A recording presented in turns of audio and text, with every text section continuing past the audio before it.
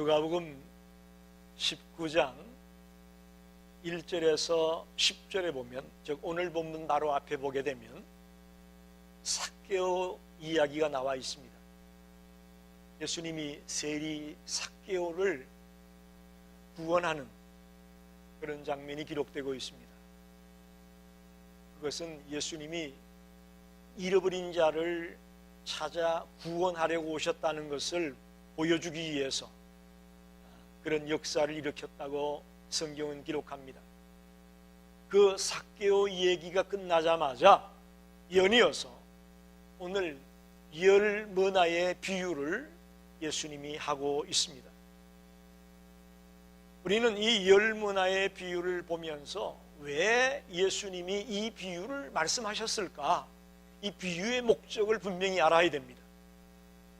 11절에 보면 이는 자기가 예루살렘에 가까이 오셨고 그들은 하나님의 나라가 당장에 나타날 줄로 생각했기 때문이다, 그런 말이에요. 무슨 얘기냐면 이제 예수님이 십자가를 지시려고 예루살렘에 들어갈 때가 가까워졌습니다. 그러자 예수를 따르는 많은 무리들은 어떤 생각을 하느냐, 이제 예수님이 예루살렘에 들어가면 큰 능력을 일으켜가지고 하나님의 나라를 이루게 될 거다. 즉 다윗이 통치하던 때와 같은 그런 메시아 왕국, 다윗 왕국 같은 강력한 나라를 세우실 거다. 그런 기대감을 예수를 따르는 제자들이나 많은 무리들이 생각하고 있었다는 겁니다. 멋있게 얘기하면 지금 로마의 식민지하에 있는 이 유대 나라를 로마로부터 해방시켜서 이제는 자유로운 나라로 정말 메시아 왕국으로 만들어주지 않겠는가라는 기대를 예수를 따르는 많은 사람들이 갖고 있었습니다. 그래서 그들의 생각이 잘못되었다는 것을 깨우쳐주기 위해서 이 열 문화의 비유를 하고 있다고 볼 수 있습니다. 자, 보십시오. 하나님의 나라가 예수님이 예루살렘에 들어간다고 이루어지지 않는다는 겁니다. 하나님의 나라는 언제 실제로 이루어지느냐? 예수님이 성천하셨다가 마지막 때에 재림하셔서 그 이후에 이제 실현되어져 나갈 것이 하나님의 나라입니다. 즉 성천에서 재림할 때까지 상당한 일정 기간이 있다라는 겁니다. 그 기간이 있은 뒤에 다시 주님이 오셔서 실제로 여러분이 원하는, 너희들이 원하는 하나님의 나라가 이루어질 것이다라고 하는 것을 말씀하고 싶어서 이 열 문화의 비유를 말씀하고 있는 겁니다. 그런데 예수님은 이제 왕위를 받기 위해서 하나님의 나라에 먼 곳으로 간다라고 표현이 되어 있는데, 이제 예수님은 떠나면서 제자들에게 뭔가를 맡겨주고 떠난다는 겁니다.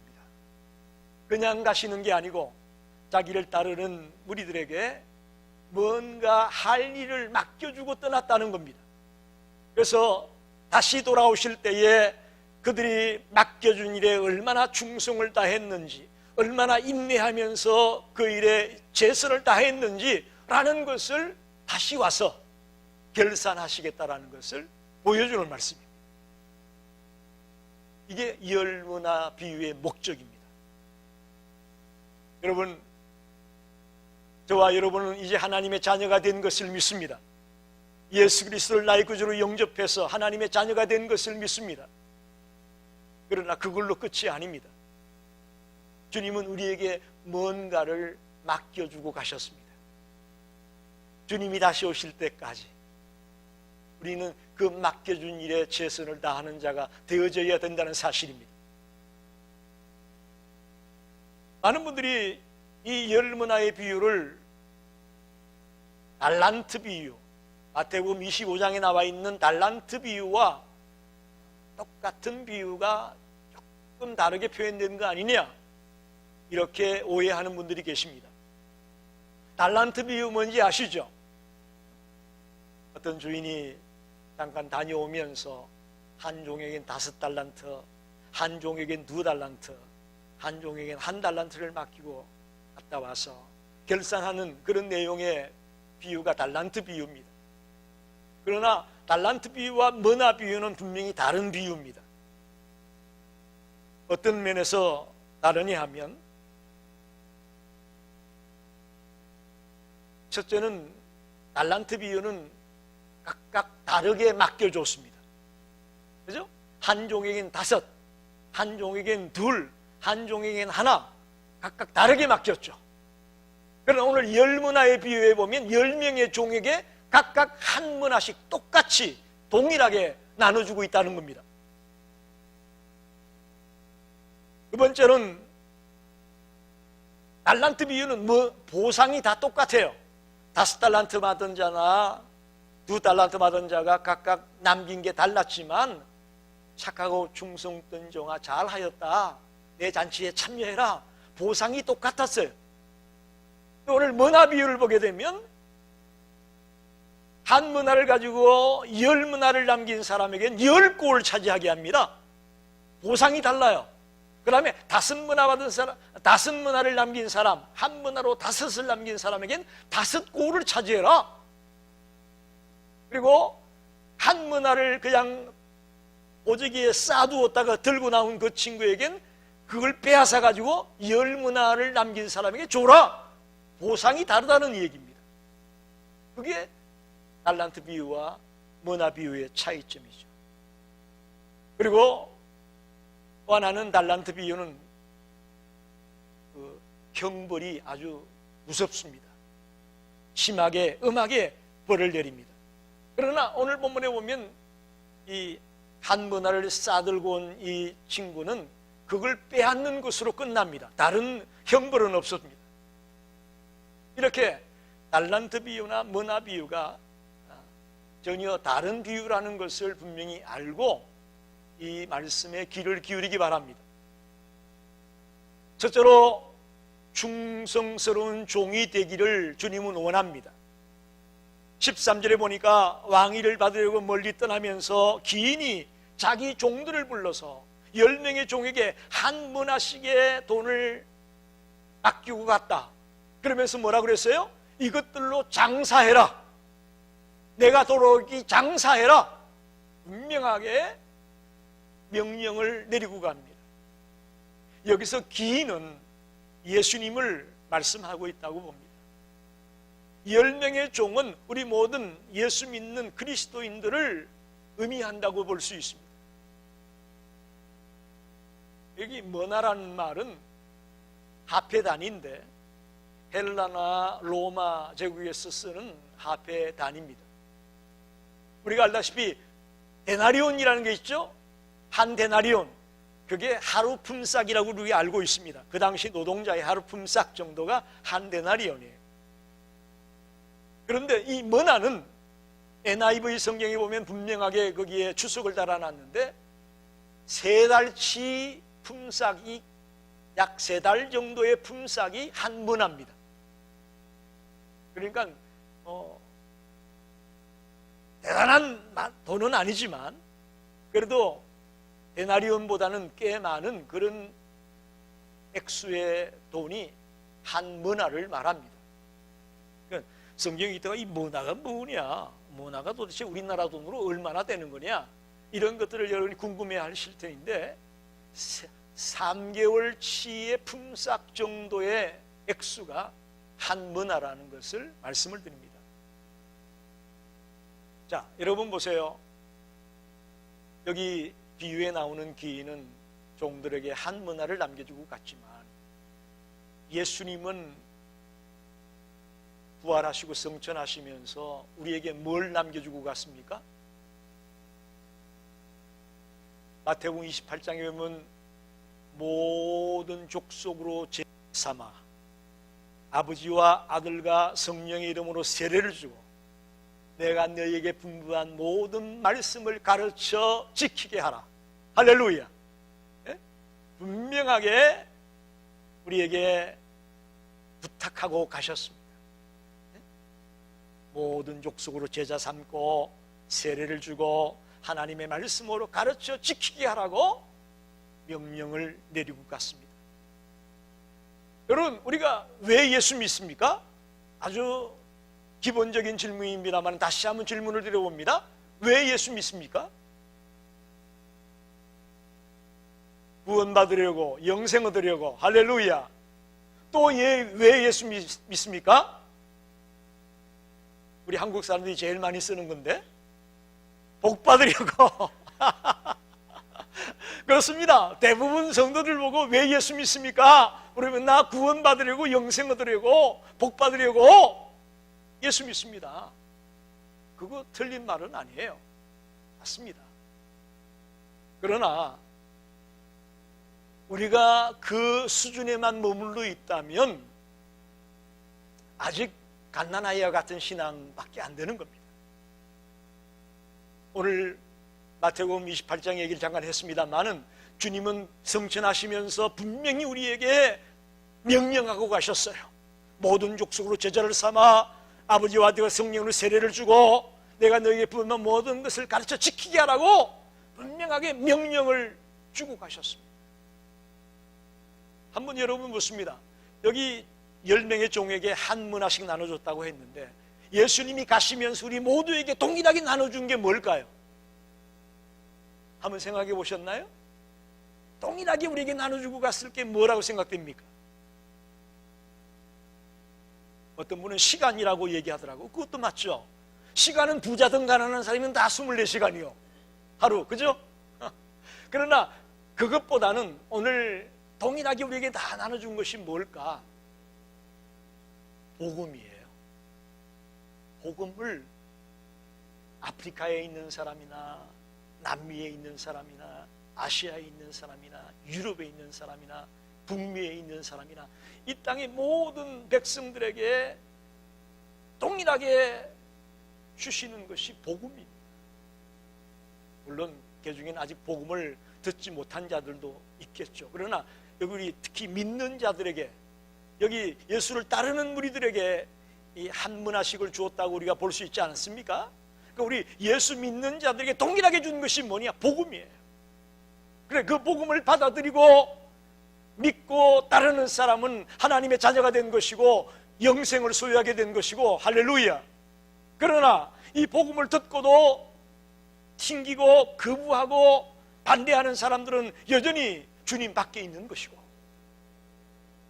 여러분, 우리 모두에게 주님이 맡기고 떠나가신 것이 뭐냐고 묻는다면 구원의 복음이라고 생각할 수 있습니다. 이걸 가지고 내가 돌아올 때까지 장사하라는 얘기입니다. 그건 무슨 얘기죠? 맞습니다. 대답은 똑부러지게 잘하시는데 우리가 실제로 나가서 복음을 전하지 못하고 있다는 거예요. 웃을 얘기가 아니에요, 여러분. 굉장히 중요한 얘기예요. 전도하기 참 힘든 시대입니다. 그게 어떻게 보면 사탄의 전략이에요. 우리를 하여금 전도하지 못하게 만들고 전도의 문을 막고, 전도하면 자꾸 창피당하고 막 망신당하니까 나 전도 안 할래, 이런 마음 갖게 만드는 것 자체가 마귀의 전략이에요. 그러나 주님은 분명히 우리에게 여기 주인이 한 문화씩을 맡기고 간 것처럼 우리 예수 믿는 모든 자에게 복음이라는 것을 동일하게 맡기고 갔단 말입니다. 이걸 가지고 우리 보고 뭐 하라는 겁니까? 주님이 다시 올 때까지 부지런히 이 복음을 가지고 장사해서 이익을 남기라는 얘기입니다. 그 얘기는 무슨 얘기예요? 주를 몰랐던, 복음을 듣고도 거부했던 사람들, 복음을 듣지 못한 자들, 그들에게 복음을 전거해서 주께로 돌아오게 하라는 말씀입니다. 할렐루야. 우리에게 충성스러운 종이 되기를 당부합니다.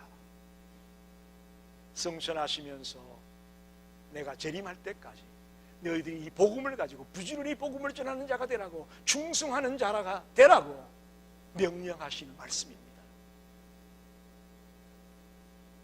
이 천국의 은혜와 복음을 부지런히 전하는 저와 여러분이 되기를 바랍니다.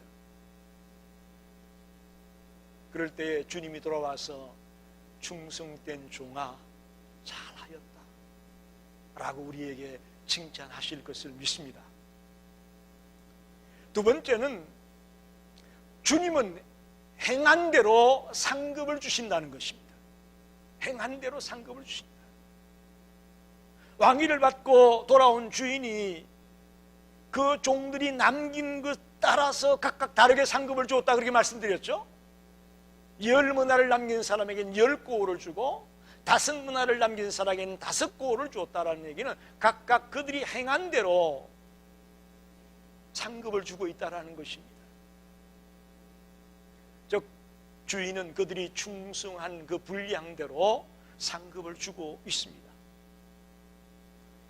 이것을 우리가 분명히 생각해야 될 것은 장차 우리가 주님 앞에 가서 받게 될 상급도 이와 같다라는 것을 기억하십시오. 우리가 알다시피 우리가 예수를 나의 구주로 영접하면 우리 모든 믿음의 백성들이 동일하게 받는 상급이 있습니다. 그건 뭐죠? 그건 구원이에요. 영생이에요. 이것은 믿음으로 받는 거예요. 그러나 상급은, 주님 앞에 가서 받는 상급은 우리의 행함으로, 우리의 충성으로 받는 것임을 기억하셔야 됩니다. 많은 분들이 나 믿음으로 구원받았으니까 끝났다. 그건 성경의 일부분만을 보고만 겁니다. 성경의 전체를 보게 되면 구원은 믿음으로 받지만 상급은 행함으로 받게 된다는 것을 분명하게 말하고 있습니다. 또 이런 분이 있어요. 어떤 분들은 천국에서 주님이 성도들에게 주는 상은 다 똑같다. 그렇지 않다면 천국이 이 세상하고 뭐가 다르냐? 천국 가가지고도 그냥 누구는 잘 살고 누구는 못 살고 이건 아니지 않느냐? 그렇게 주장합니다. 굉장히 그럴듯해 보여요. 그러나 분명히 기억하십시오. 그 주장은, 그 생각은 잘못된 생각입니다. 성경은 우리 성도들이 상급의 차이가 있음을 분명하게 밝히고 있습니다. 마태복음 16장 28절에 인자가 아버지의 영광으로 그 천사들과 함께 오리니 그때에 각 사람의 행한 대로 갚으리라. 할렐루야. 주님이 재림해서 우리들을 심판하실 때에 각 사람의 행한 대로 갚겠다고 말합니다. 고린도전서 3장 8절에 바울이 말합니다. 각각 자기의 일하는 대로 자기의 상을 받으리라. 자기의 일한 대로 자기의 상을 받을 것이라고 말하고 있습니다. 고린도전서 3장 10절로 15절에 보게 되면 마지막 때에 우리의 공적을 불로 다 태우는데 공적이 다 불타면 해를 받으리니 그러나 자신은 구원을 받되 불 가운데 받은 것과 같다. 구원을 받기는 받는데 즉 행함이 없으면 구원은 받습니다. 부끄러운 구원이라는 거죠. 상급이 하나도 없는 구원, 그걸 부끄러운 구원이라고 말하고 있습니다. 믿음으로 구원받는다는 얘기입니다. 그러나 상급은 없다라는 거죠. 여러분, 굉장히 중요한 이야기입니다. 우리는 그저 예수 믿으면 구원받는다, 예수 믿으면 구원받는다, 그걸로 끝입니다. 그러나 더 깊이 들어가면 그것이 끝이 아니에요. 구원은 믿음으로 받지만 상급은 행함으로 받게 된다는 사실을 성경은 분명하게 밝히고 있습니다.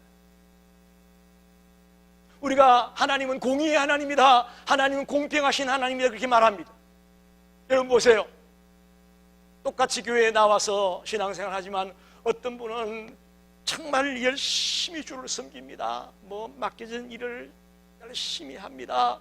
물질을 드립니다. 시간을 드립니다. 재능을 드립니다. 정말 최선을 다해 주를 섬깁니다. 또 반면에 어떤 분들은 그저 자기 신앙 유지하기도 힘들어요. 그래서 그냥 기껏 예배 시간 나왔다가 그래서 차려주는 밥 먹고 가고, 그것도 매주마다 못 나오고 한 2주에 한 번 나오고 3주에 한 번 나오고.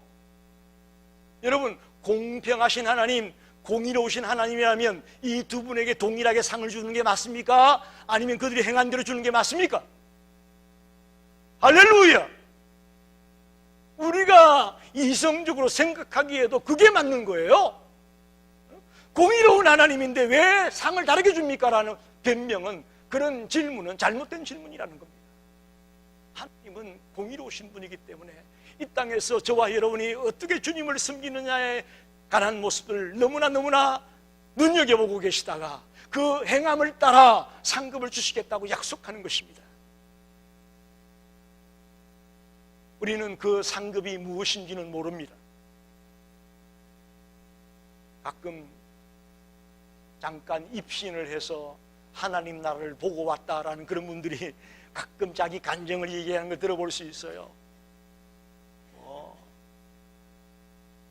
자기 밑에 일하던 사람들이 아주 어리번쩍한 집에 있더라는 거죠.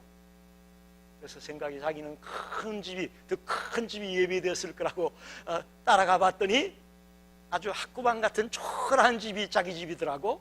그래서 정신 바짝 차리고 내가 주님을 또 열심히 섬기겠노라고 깨달았다고 그런 간증하는 거 들어본 적이 있을 거예요. 그러나 여러분, 그건 하나의 그야말로 개인적인 체험이고, 우리가 주님 앞에 가서 우리가 행한 것에 대한 상급을 뭘로 받게 될지는 아무도 알 수 없습니다. 그러나 분명한 것은 주님은 우리가 행한 대로 갚으신다는 것을 꼭 기억하셔야 됩니다. 꼭 기억하셔야 됩니다. 그래서 이제부터라도 주님 앞에 갈 날이 10년 남았을지 20년 남았을지 모르겠지만, 이제부터라도 정말 주님께서 맡겨준 일을 가지고 충성을 다하고 최선을 다해 경주해 나가는 성도들이 되시기를 바랍니다. 사도 바울도 믿음의 주여 나를 온전케 하시는 예수를 바라본다 그러면서 모든 주님의 상을 바라보면서 쫓아간다. 여러분, 바울도 그런 고백을 했습니다.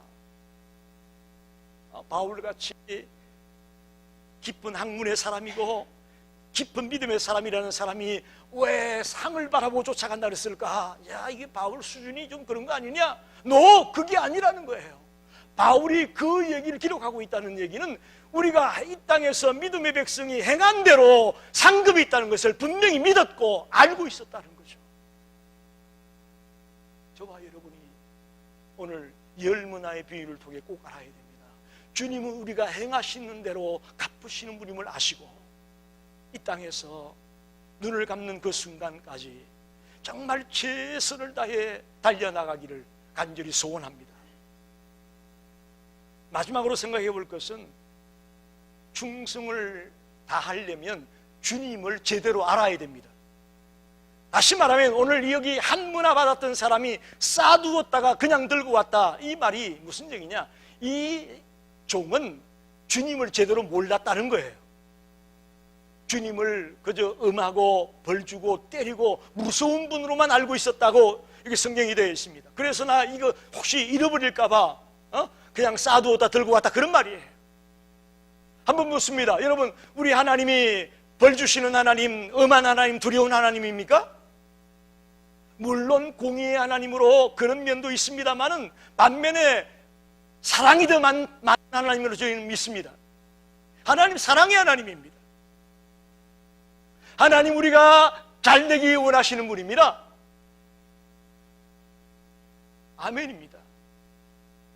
우리를 불행하게 만들고 우리를 지지궁상으로 못 살게 만들고 우리를 맨날 병들게 만들고 우리를 불행하게 만들고 그러기를 계획하는 하나님이 아니에요.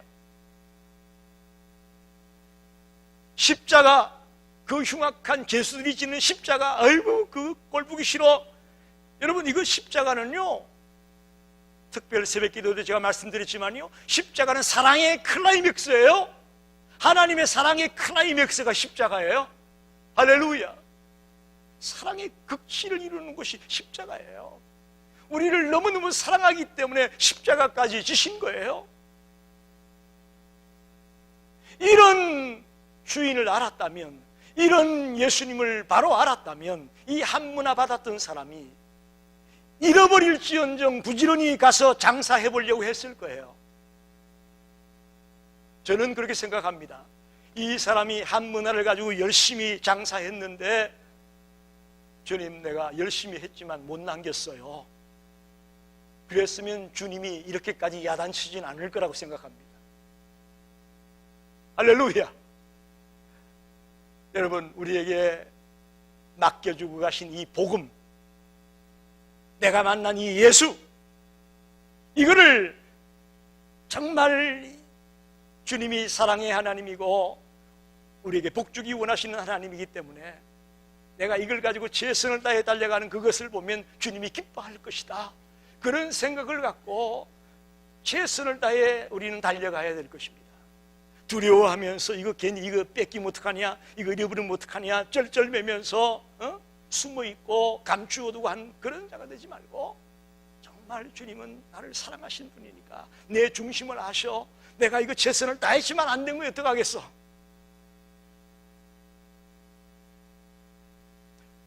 이번 주간 제가 존경했던 옥하는 목사님의 그 옛날 살아생전에 목회자들이 한 세미나가 있어요. 그 메시지를 잠깐 동영상을 통해 봤는데, 그 메시지의 내용이 뭐냐면 소명자는 낙심하지 않는다. 그런 제목이에요. 설교 제목이 소명자는 낙심하지 않는다. 제일 제가 은혜가 됐던 것은 그분이 한 4만 명 정도의 목회를 하고 있을 때, 사랑의 교회 한 4만 명 정도의 목회를 하고 있을 때에 한 번은 일본에 갔대요. 일본을 방문해서 일본 교회에 가서 예배드리게 됐는데, 그 한 목사님, 노 목사님인데 나이가 지긋한 목사님인데 거의 30년 가까이 그 교회를 목회하는데, 주일날 예배 인원이 한 11명 모여 있더라는 거예요. 그래서 자기에게 설교를 부탁해서 통역을 세워서 옥 목사님이 설교를 하게 되었는데, 너무너무 감격스럽고 너무너무 은혜가 되었다는 얘기예요. 옥 목사님의 얘기는 정말 그 11명밖에 안 되는 그 교인을 붙들고 30년 가까이 그곳에서 정말 신실하게 목회하고 있는 그 목사님, 그 성도들을 보면서 자기가 감격했다는 거예요. 여러분, 물론 이 땅에는 큰 교회도 있고 작은 교회도 있습니다. 그거 인정합니다. 그러나 세상 사람들은 그저 물질적인 논리로만 교회를 보려고 합니다. 그래서 많이 모이는 교회, 와, 성공했다. 작게 모이는 교회, 아이고, 실패했네. 이렇게 극단의 논리로 이해를 하려고 합니다. 그러나 그렇지 않습니다. 이 땅에는 큰 교회도 필요하고 작은 교회도 필요하다고 저는 믿습니다. 우리 열린교회 성도들이 이제 개척해서 6월달이면 3년입니다. 저희들이 이만큼 3년 동안 달려왔는데, 저와 여러분이 하나님이 우리와 함께 계시고 하나님이 우리를 인도하고 있다는 그런 분명한 확신을 갖고 분명한 믿음을 갖고 달려나갈 때에 주님은 이 교회를 귀한 교회로 여겨주실 것을 믿습니다. 가치 있는 교회라고 여겨주실 것을 믿습니다. 또 하나, 오늘 이 종들이 하나님 나라의 영광에 대한 확신이 없었기 때문에 이 한 문화를 그냥 땅속에 감추어뒀다가 가져왔다, 수군에 쌓아두었다 가져왔다, 그렇게 말할 수 있습니다. 하나님 나라의 영광에 대한 확신입니다. 여러분, 우리가 이 땅에서의 삶이 전부라면 우리가 오늘 이 자리에 왜 나왔겠습니까? 여러분, 안 그래요? 이 땅에서의 삶이 다 그걸로 끝이라면 이 좋은 날 여러분 여기 왜 답답하게 와서 앉아 있어요? 우리는 분명한 확신이 있어야 됩니다. 하나님 나라에 대한 소망과 하나님 나라의 그 영광에 대한 확신을 갖고 있어야 돼요. 그럴 때 우리의 신앙이 뜨거워질 수 있고 우리의 신앙이 열정적으로 달려나갈 수가 있습니다.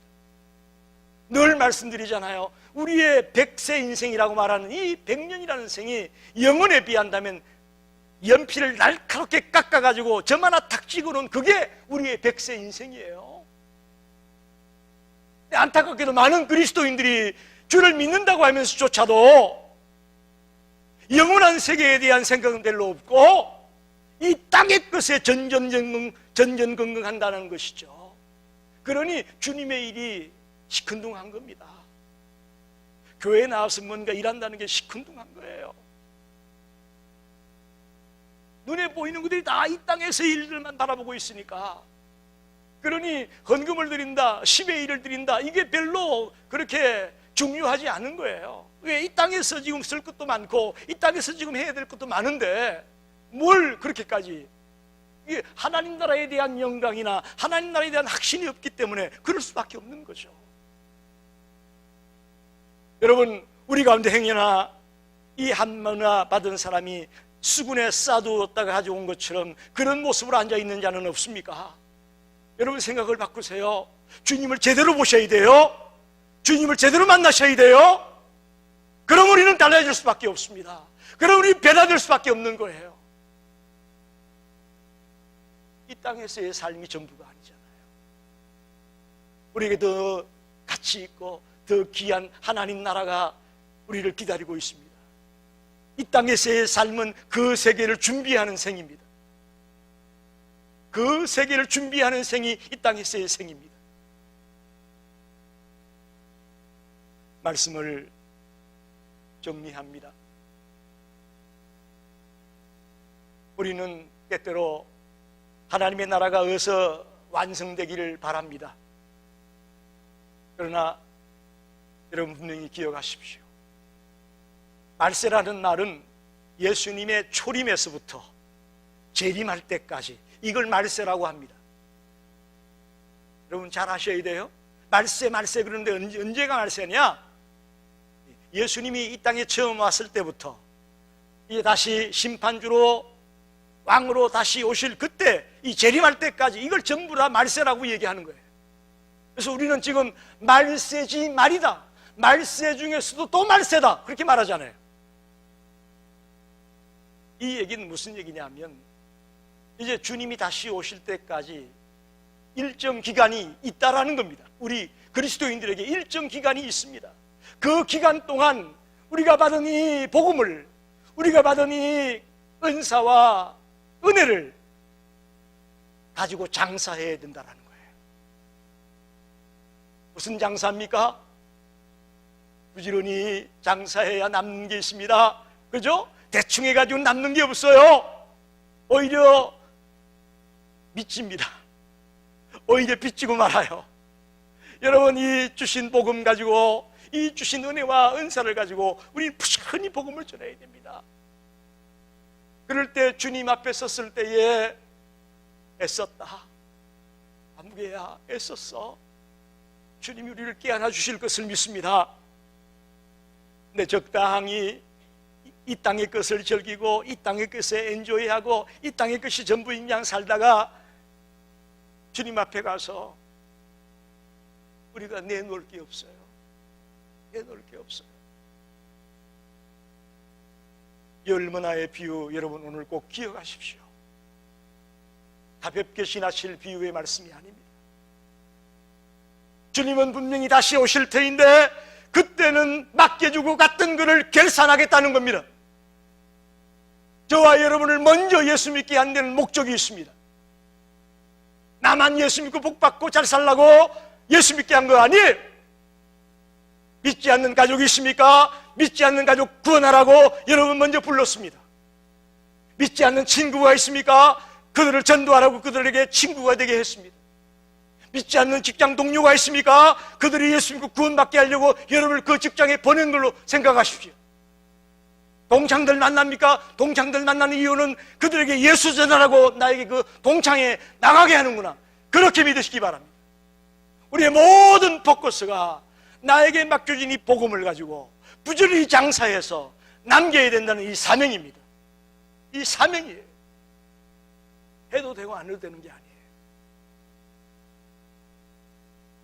교회에 나와서 뭔가 받기 원하고 뭔가 가져가기만을 원하는 자가 되지 마시고, 이제는 이미 주신 것 가지고 내가 주를 위해서 어떻게 살 것인가, 죄 없는 교회를 위해서 어떻게 섬기고 내 이웃의 주를 모르는 백성들에게 내가 어떻게 해야 될 것인가, 이것을 생각하는 자가 저는 오늘 열 문화를 남긴 자요 다섯 문화를 남긴 자라고 믿습니다. 저와 여러분이 이렇게 주님 다시 오셨을 때에 남길 것이 있는 자들이 되기를 주의 이름으로 축원합니다. 기도하겠습니다.